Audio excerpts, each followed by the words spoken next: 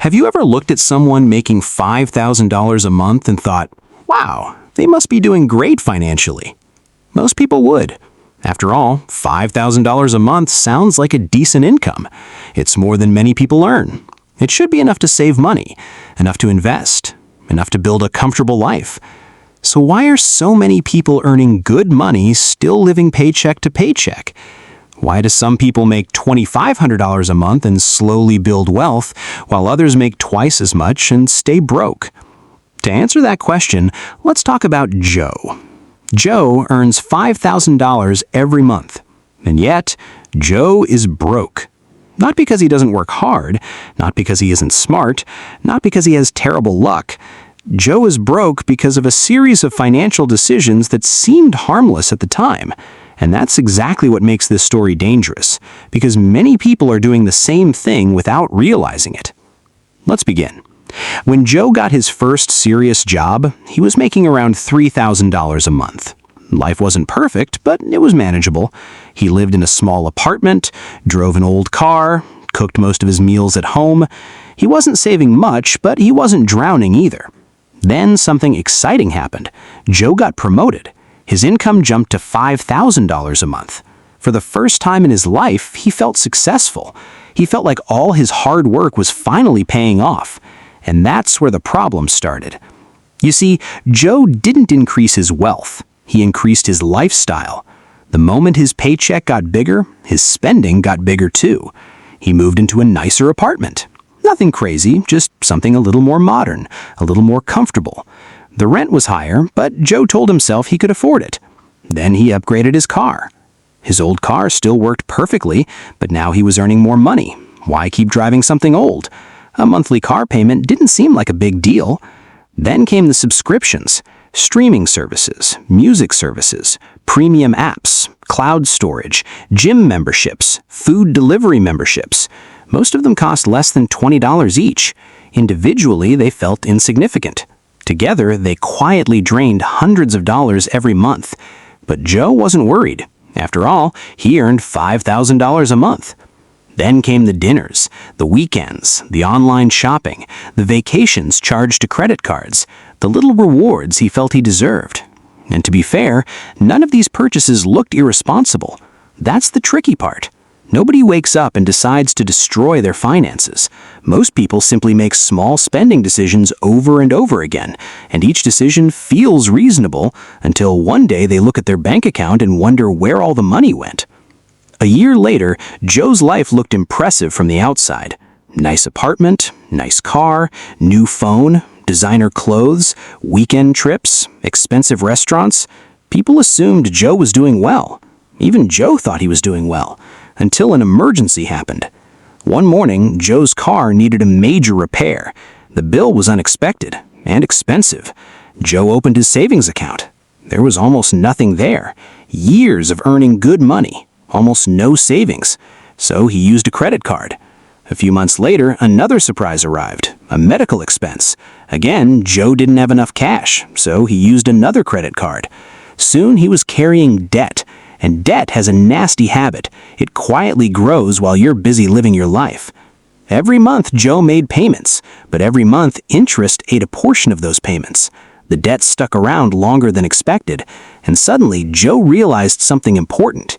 His income wasn't making him rich. It was funding his lifestyle. That's a lesson many people never learn. There is a huge difference between looking wealthy and actually being wealthy. Looking wealthy is expensive. Being wealthy is profitable. One requires constant spending, the other requires patience.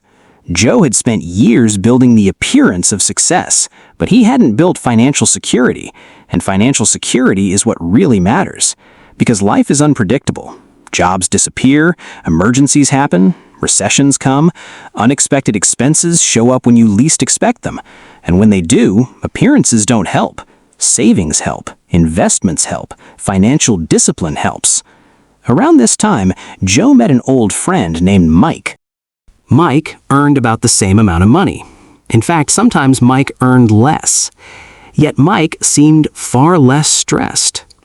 Joe was confused. They made similar incomes, so why were their lives so different? One day, Joe asked him, Mike showed Joe something surprising. He wasn't driving a luxury car, he wasn't living in the fanciest apartment, he wasn't buying every new gadget. Instead, Mike followed a simple rule. Every time he got paid, he paid himself first. Before spending money on anything else, Mike automatically moved money into savings and investments. Not after paying bills, not after shopping, not after vacations. First. Every single month. Sometimes it was 10%, sometimes 20%, but the habit never changed. Over time, those investments grew. His savings grew. His financial stress shrank. And while Joe was upgrading his lifestyle, Mike was upgrading his net worth. That's when Joe realized something that changed the way he thought about money forever. Wealth is not built by income alone. It's built by the gap between what you earn and what you spend. A person earning $50,000 a year can become wealthy. A person earning $500,000 a year can stay broke. Income matters, but behavior matters more. Think about it. If every raise immediately turns into higher expenses, you'll never feel richer. You'll just have bigger bills. This is called lifestyle inflation, and it's one of the biggest reasons people stay financially stuck. The more they earn, the more they spend, and the cycle repeats itself year after year. Joe finally decided to make some changes. He didn't change everything overnight. He started small. He tracked his spending. He canceled subscriptions he barely used. He stopped buying things simply to impress other people. He built an emergency fund. He paid down his debt. And most importantly, he began investing consistently. The changes felt slow at first, almost boring, but that's how real wealth works. Real wealth usually isn't exciting. It's built quietly, month after month, year after year. Small decisions repeated consistently. Eventually, Joe noticed something different. For the first time, he wasn't worried every time an unexpected expense appeared. For the first time, his money was working for him instead of disappearing the moment it arrived. And that's when he truly became richer. Not when his income reached $5,000 a month, but when he learned how to keep and grow the money he earned.